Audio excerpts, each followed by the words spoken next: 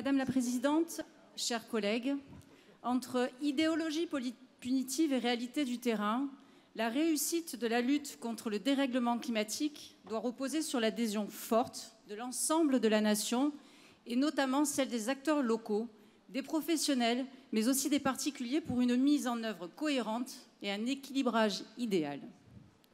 Or, il se trouve que votre enquête publique semble ignorer quelques inquiétudes et craintes liées à l'application du SRADET. En effet, l'Association des maires de France, lors d'une réunion du 22 juin dernier, a décidé à l'unanimité de déposer 2 recours devant le Conseil d'État contre 2 décrets du 29 avril dernier qui ont pour objectif de s'opposer aux nouvelles règles en matière de lutte contre l'artificialisation des sols que vous aimez tant. L'Association des maires de France craint en effet des ralentissements, voire des cours d'arrêt sur des projets longuement discutés et travaillés de façon collégiale avec les acteurs locaux sans aucune étude scientifique ou motif réel. Ils ne vous ont pas attendu, bien entendu. Cette dernière considère que ces textes ont été conçus de façon arbitraire et technocratique, comme le sont très souvent vos décisions. Sachez, Madame la Présidente, que les acteurs locaux n'ont pas attendu, ne vous a pas attendu pour la lutte contre l'artificialisation. Ils en sont d'ailleurs, à mon sens, les principaux acteurs, même si parfois ils peuvent commettre des erreurs sur des projets que vous avez largement soutenus. Je parle bien entendu du parc nautique de Baillargues, qui est le témoin d'une incompétence et d'une méconnaissance majeure de votre territoire. Construire un parc nautique totalement artificiel à 2 pas des étangs, il fallait y penser.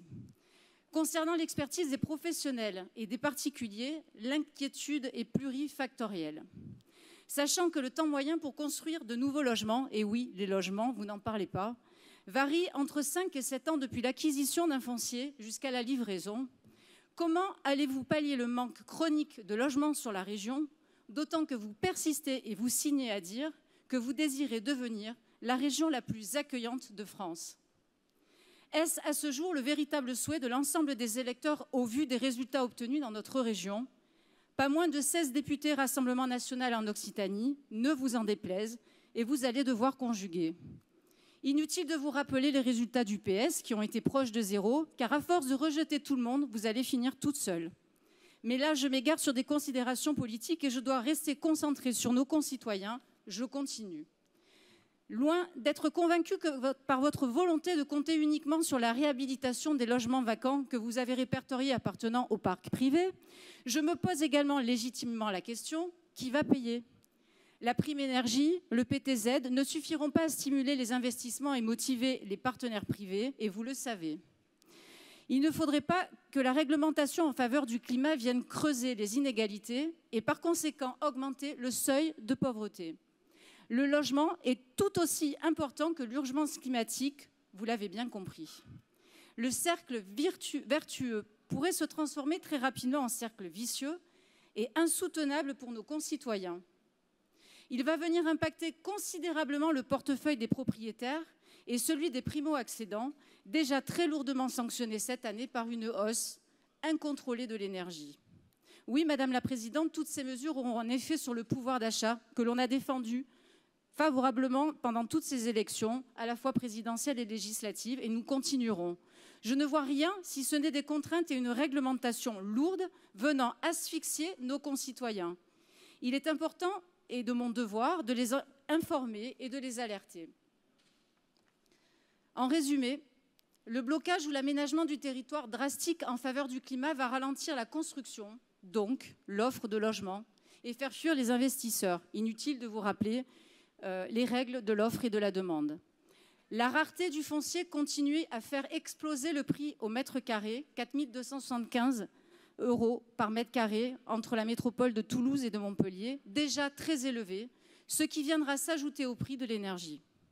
Je ne vois donc pas, Madame la Présidente, dans votre rapport, ni dans le résultat de votre enquête publique, de cohésion et d'égalité, comme vous ne cessez de le répéter dans votre rapport, mais une fracture qui demeure entre les territoires que vous allez continuer à creuser et amplifier si rien ne change. De plus, et pour finir, s'obstiner à faire croire à des réfugiés que vous allez continuer à les accueillir est un mensonge et accentuerait de facto l'équilibre de nos territoires. Entre rêve ou idéologie qui vous amine et la réalité, il y a un aspect économique. Oui, Madame la Présidente, un aspect économique qu'il faudra bien intégrer dans votre vision de votre politique sociale. Et oui, Madame la Présidente, rien n'est gratuit, tout a un prix. L'aspect économique dont vous ne faites jamais allusion ne peut continuer d'être mis à l'écart en faveur de l'aspect social. Au contraire, merci de conclure. Si vous voulez réduire les inégalités et la fracture sociale, alors vous devrez arrêter de dépenser sans compter l'argent des contribuables. Merci, Madame la Présidente.